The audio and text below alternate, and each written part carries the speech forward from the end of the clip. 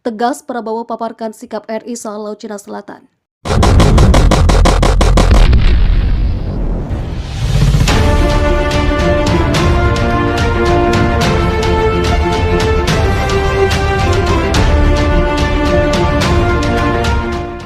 Menteri Pertahanan Menhan RI Prabowo Subianto memaparkan sikap Indonesia mengenai sengketa dan potensi konflik di wilayah Laut Cina Selatan dan juga Selat Taiwan. Hal ini ia tegaskan dalam forum 17 tahun International Institute for Strategic Study Regional Security Summit dengan nama Dialog 2021 yang digelar di Bahrain. Dalam kesempatan itu, Prabowo menggambarkan kedua konflik yang melibatkan ketegangan China dan Amerika Serikat ini dengan istilah gajah di dalam ruangan. Hal ini yang sampaikan mengingat LCS dan Selat Taiwan dapat menjadi perang terbuka kapan saja. Prabowo juga menegaskan bahwa Indonesia mengetahui kepentingan Washington untuk menjaga stabilitas dunia ini. Meski begitu, di sisi lain Prabowo juga menegaskan bahwa China merupakan sebuah kekuatan besar yang saat ini tumbuh dan memiliki kepentingan nasionalnya. Kami mengakui kepentingan Amerika Serikat sebagai salah satu kekuatan utama yang mengatur belahan bumi, ujar mantan Denjen Kopassus itu. Namun kami juga mematuhi kebijakan One China Policy.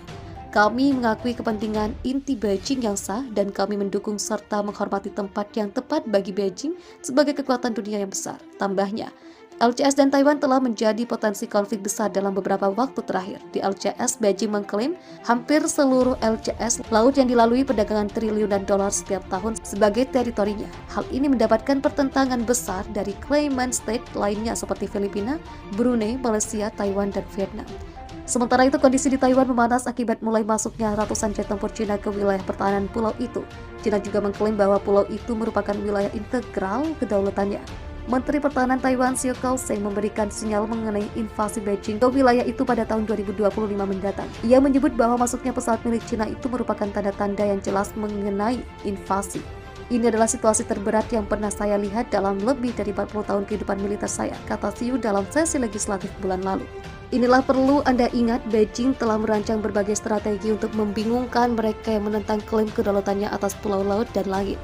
China memulai dengan abu-abu terang, taktik zona abu-abu yang sebagian besar tidak ofensif 25 tahun yang lalu. Tetapi mereka semakin gelap menjadi pemaksaan seiring waktu ketika ambisi dan kekuatannya meningkat. Mencegah agresi di zona abu-abu itu sulit. Penjaga tatanan yang ada tatanan seperti kebebasan laut menemukan dirinya berkonflik.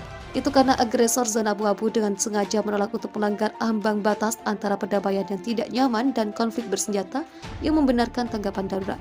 Sebaliknya, mereka meruntuhkan status quo sedikit demi sedikit dan menggantinya dengan sesuatu yang baru. Serangan sedikit demi sedikit memaksa pembela status quo untuk mempertimbangkan opsi yang tidak menarik. Mereka dapat bertindak lebih dulu dan menanggung kesalahan atas pecahnya perang karena mengambil risiko yang berlebihan, karena memprovokasi kekuatan revisionis, atau karena mengacaukan perdamaian, atau karena tidak mau menanggung biaya seperti itu. Mereka mengundurkan diri untuk tidak bertindak atau setengah-setengah. Cenderung menunda keputusan sulit, politisi dapat mengoceh dan menyerahkan inisiatif, atau mereka dapat meningkat dan melihat bangsa mereka dicap sebagai pengganggu. Pilihan yang tidak enak, strategi zona abu-abu dirancang secara tepat untuk memaksakan kesulitan seperti itu pada penjaga tatanan yang ada. Pendekatan berharap mengingatkan pada perempuan almarhum Thomas Saisling tentang anak pemberontak yang mengurangi kemauan orang tuanya di pantai.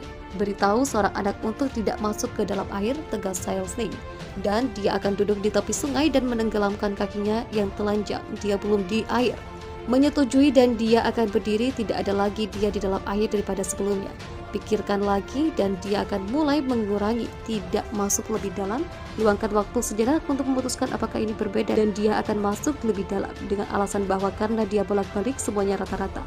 Segera kami memanggilnya untuk tidak bersenang keluar dari pandangan, bertanya-tanya apa yang terjadi pada semua disiplin kami selama beberapa dekade terakhir. Demikian juga Beijing telah merancang berbagai strategi untuk membingungkan mereka menentang klaim atas kedaulatan atas pulau atau dan langit. China memulai dengan abu-abu terang, taktik zona abu-abu yang sebagian besar tidak ofensif 25 tahun yang lalu, tetapi mereka semakin gelap menjadi pemaksaan seiring waktu ketika ambisi dan kekuatannya meningkat. Pertama, kepemimpinan Partai Komunis Tiongkok mengkodifikasikan klaimnya atas wilayah lepas pantai dalam hukum domestik pada tahun 1992, menyatakan bahwa Tiongkok memegang yurisdiksi atas fitur-fitur daratan yang disengketakan di Laut Tiongkok Timur dan Selatan bersama dengan perairan sekitarnya. Pemerintah Barat dan outlet pers menganggap perkembangan ini hampir tidak layak diberitakan, sebagian besar karena Beijing melakukan sedikit upaya untuk menegakkan hukum. Meskipun ringan, bagaimanapun undang-undang tentang laut teritorial dan zona tambahan ini berisi pernyataan tujuan yang berlebihan terhadap laut dan Cina. Dekret yang sedang besar terlupakan ini mempersiapkan jalan-jalan bagi penegasan tambahan otoritas hukum sambil membenarkan strategi zona abu-abu yang lebih berotot. Pada tahun 2009 misalnya, kepemimpinan PKC menyampaikan peta Laut Cina Selatan kepada pemeriksaan bangsa-bangsa yang membuat 9 garis putus-putus yang menggambarkan klaimnya atas sekitar 80 hingga 90% wilayah jalan air itu. Ia kemudian mencemooh putusan 2016 dari Pengadilan Arbitrase Permanen yang memusnahkan kasus hukumnya untuk kedaulatan. Beijing tampaknya memiliki sedikit kesetiaan terhadap komitmen yang telah dilakukan secara bebas, komitmen seperti Konvensi PBB tentang hukum laut ketika beroperasi di zona abu-abu. Cina juga memproyeksikan klaimnya ke angkasa. Pada tahun 2013, kepemimpinan mendeklarasikan zona identifikasi pertahanan udara di atas Laut Cina Selatan yang meliputi pulau-pulau yang dikelola Jepang dan Korea. Ini menegaskan kekuatan untuk mengatur lalu lintas udara yang bergerak naik dan turun di pesisir Asia, sengaja dengan pantai daripada lalu lintas menuju Cina.